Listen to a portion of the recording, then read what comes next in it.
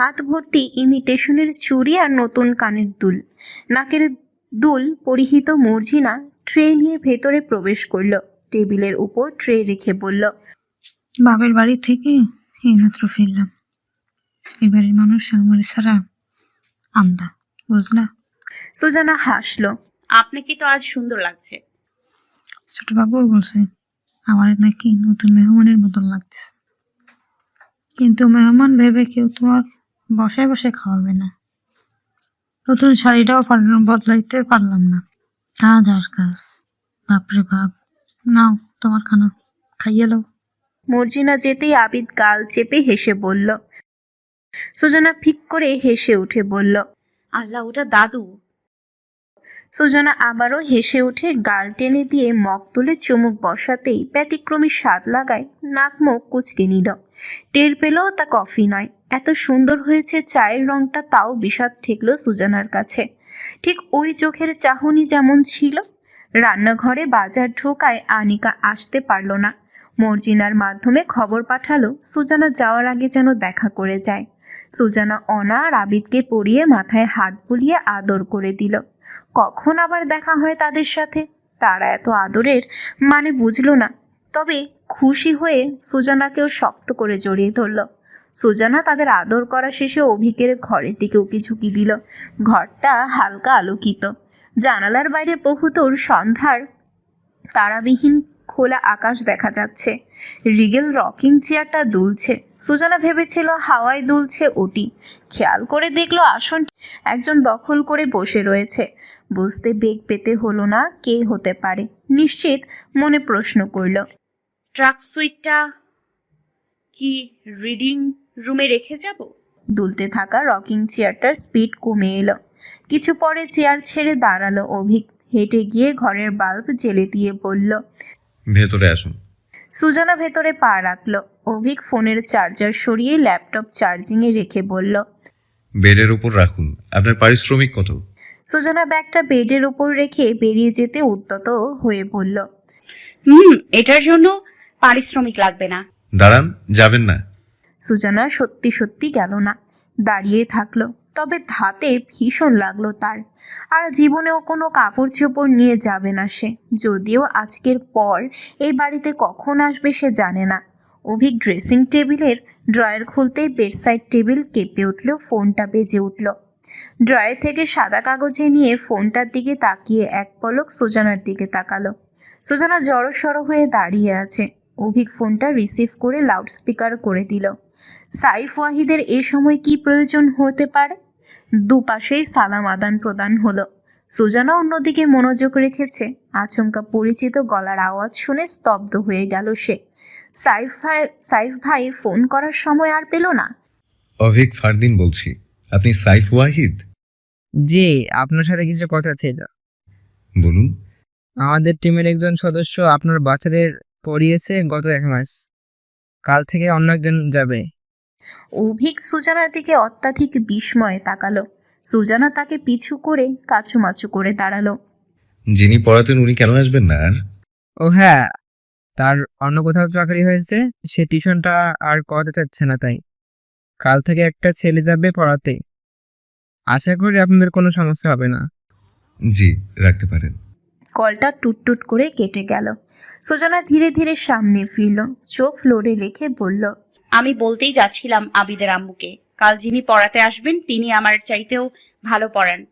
অভিক কোনোরূপ প্রশ্ন করল না, বলল, নিচে যান, আপুর সাথে যা বলার বলে নিন। আপনার পারিশ্রমিক নিচে গিয়ে হাজির হবে। সুজানা মাথা নেড়ে রুমের বাইরে বেরিয়ে গেল। অভিক দরজার কাছে গিয়ে দাঁড়িয়ে তার যাওয়ার দিকে তাকিয়ে নিঃশব্দে ডাকল, সুজানা, আমার প্রশ্নের উত্তর। সুজানা শুনলে নিশ্চয়ই ফিরত। সুজানার বক্তব্য শুনে সবাই অসীম বিস্ময় নিয়ে তাকালো একে অপরের দিকে। সবার বিস্ময়কর চাহনি দেখে সুজানা বিভ্রান্তিতে পড়ে গেল। সবার প্রতিক্রিয়া দেখে মনে হচ্ছে সে কোনো অপরাধ করে ফেলেছে। আনিকা মুখ খুলল অনেকক্ষণ পর, ভার মুখে বলল, মাত্র তো 1 মাস পড়ালেন, এটা ভারী অন্যায় হয়ে যাচ্ছে সুজানা। সুজানা ধীর সুস্থে বুঝিয়ে বলল, চাকরির পাশাপাশি ওদের পড়ানোটা খুবই টাফ হয়ে যাচ্ছে, নইলে যে করেই হোক পড়াতাম। সমস্যা নেই, ওদের যে পড়াবে উনি অনেক ভালো পড়ায়। সালমা বেগম এতক্ষণ চুপ ছিলেন, এবার সামনে এসে বললেন, তোমাকে দেখে তো মনে হয় ভাজা মাছ একদম উল্টে খেতে জানো না।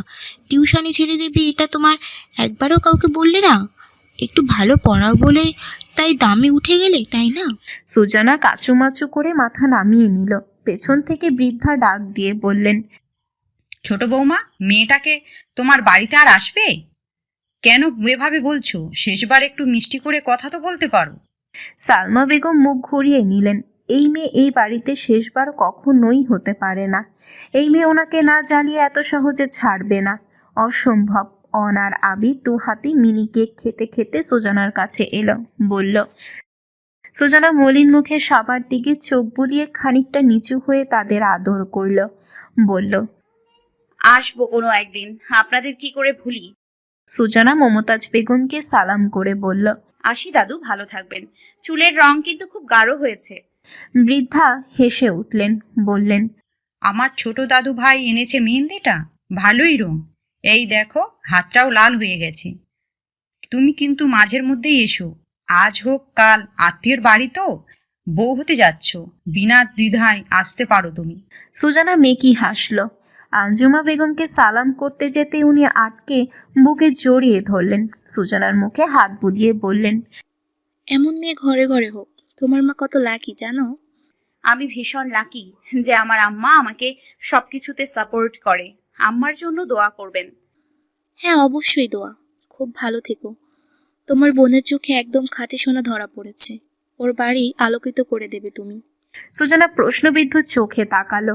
আনিকা বলল, বড় মামি, মায়ের ছোট বোন সুজানা। আমার সম্বন্ধ বড় মামি নিয়ে গিয়েছিল। ও আচ্ছা। আঞ্জুমা বেগম বললেন, কি আজব মেয়ে তুমি, মায়ের কাছ থেকে কিছুই জেনে নাওনি? এমন হলে চলে? বিয়ে, স্বামী, সংসার, এগুলোর জন্যই তো নারী জাতিদের এত লড়াই, এত সংগ্রাম। তোমার মাকে দেখো, অবশ্য এখন এই বয়সটাতে ওসব গুরুত্বহীন মনে হতেই পারে, তবে একদিন অনেক দূর অবধি শেকড় গেলে গেল না, কিছু ফিরে তাকাতেই হবে, মুখ ফিরিয়ে রাখতে পারবে না আর। সুজানা বড়সড় একটা দম ছেড়ে দিল খুবই গোপনে। পিছু টান। পিছু ফিরে তাকালেই সে শুধু একটি নক্ষত্র দেখতে পায়।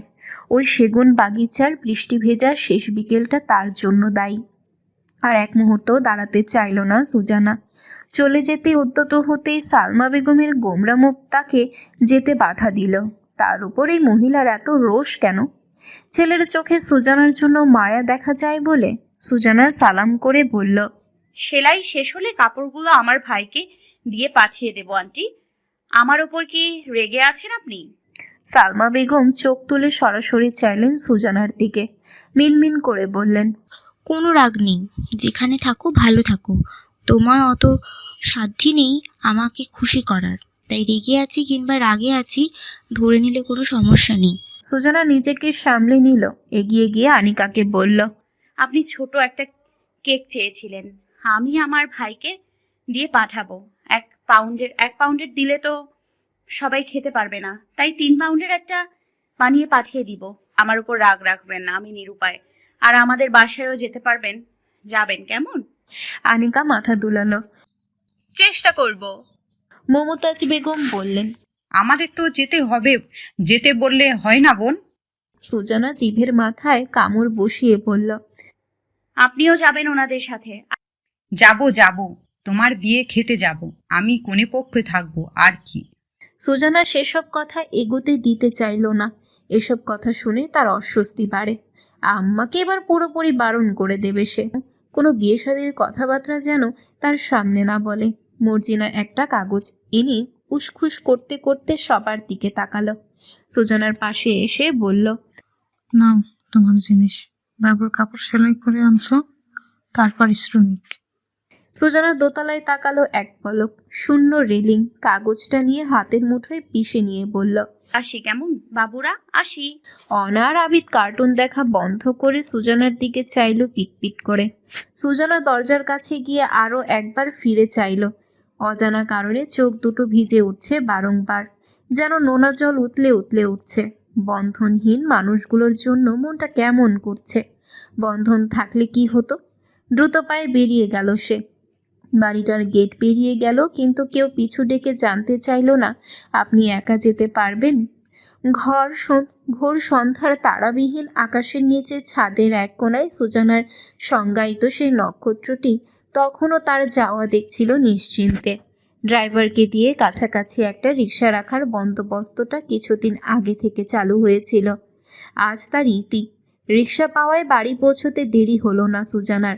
কারোর সাথে কোনোরূপ কথা না বলে রুমের দরজা বন্ধ করে বিছানায় শুয়ে পড়েছে ক্লান্তি মেটাতে। হাতের মুঠোয় কাগজটা রয়ে গেছে এখনো। খুলতেই একটা 100 টাকার নোট পেল। সামান্য কাজটার জন্য 100 টাকাও অনেক বেশি। অকারণে চোখের কোণায় এসে জমা জলটুকু মুছে সুজানা কাগজটা ভালো করে মেলল সন্দেহের সাথে। কিছু লেখা থাকবেই, তার সন্দেহ মিলে যাওয়াতেই অবাক হলো না সে। কাগজটা মিলতেই দেখলো লেখাগুলো ভেসে উঠল গুটি গুটি অক্ষরে।